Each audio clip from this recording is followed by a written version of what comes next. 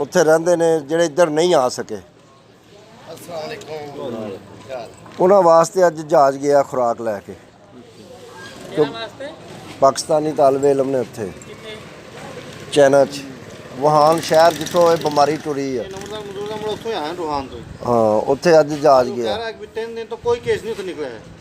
ਅੱਛਾ 3 ਦਿਨ ਤੋਂ ਕੋਈ ਕੇਸ ਨਹੀਂ 2 ਦਿਨ ਹੋ ਗਏ ਕੋਈ ਨਹੀਂ ਆ ਰਿਹਾ। ਉਹ ਕਹਿੰਦੇ ਕੰਟਰੋਲ ਕਰ ਗਏ ਚਾਈਨਾ। ਮੈਂ ਕਹਿੰਦਾ ਉੱਥੇ ਕੇਸ ਵੀ ਨਹੀਂ ਹੋਇਆ 2 ਦਿਨ ਹੋ ਗਏ ਵੁਹਾਨ 'ਚ। ਉਹ ਜਿਹੜਾ ਨਾ ਜੀ ਖੁਰਾਕ ਲੈ ਕੇ 5-7 ਦਿਨ 'ਚ ਖੁੱਲ ਜਾਣਾ ਵੁਹਾਨ ਦਾ। ਖੁਰਾਕ ਲੈ ਕੇ ਜਹਾਜ਼ ਗਿਆ ਅੱਜ। ਉਸੇ ਜਹਾਜ਼ 'ਚੋਂ ਕਹਿੰਦੇ ਜੀ ਹਾਲਾਤ ਆਣੇ ਨੇ ਚਾਈਨਾ ਨੇ ਘੱਲਣੇ ਨੇ। ਚਾਈਨਾ ਨੇ ਆਖਿਆ ਜੀ ਅਸੀਂ ਦਿੰਦੇ ਹਾਂ ਤੁਹਾਨੂੰ ਇਲਾਜ ਉਹ ਜਿਹੜੇ ਇਹਦੇ ਨਾਲ ਲੜਨ ਵਾਸਤੇ ਹਜ਼ਾਰ ਹੁੰਦੇ ਨੇ। ਲੇਕਿਨ ਚਾਈਨਾ ਤੇ ਬੜਾ ਕਾਮਯਾਬ ਰਿਹਾ ਨਾ ਜੀ। ਉਹਨਾਂ ਨੇ ਜਿੰਨੇ ਵੀ ਡਾਕਟਰ ਉਹਨਾਂ ਦੇ ਅਮਲੇ ਦੇ ਵਿੱਚ ਜਿਨ੍ਹਾਂ ਨੇ ਕੰਮ ਕੀਤਾ ਉਹਨਾਂ ਨੂੰ ਬੜਾ ਖਰਾਜੇ ਤਹਿਸੀਨ ਪੇਸ਼ ਕੀਤਾ ਗੌਰਮੈਂਟ ਵੱਲੋਂ।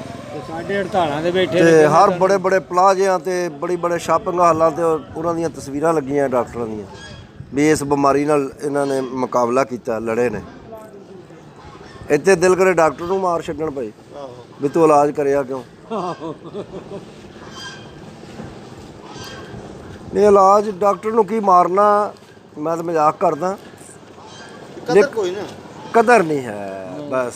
ਇਸ ਸਾਡੇ ਦਿਲ ਖੁਸ਼ ਹੋ ਗਿਆ।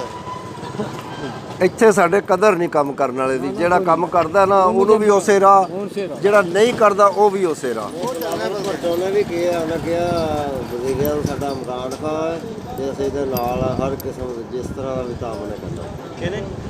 ਬਿਲਾਵਲ ਭੁੱਟੋ ਨੇ ਆਖਿਆ ਨਾ ਜੀ ਵੀ ਸਿਆਸੀ ਇਖਤਲਾਫਾਤ ਖਤਮ ਕਰਕੇ ਨਾ ਇੱਕ ਪੇਜ ਤੇ ਇਕੱਠੇ ਹੋ ਕੇ ਨਾ ਇਸ ਬਿਮਾਰੀ ਨਾਲ ਲੜੀਏ।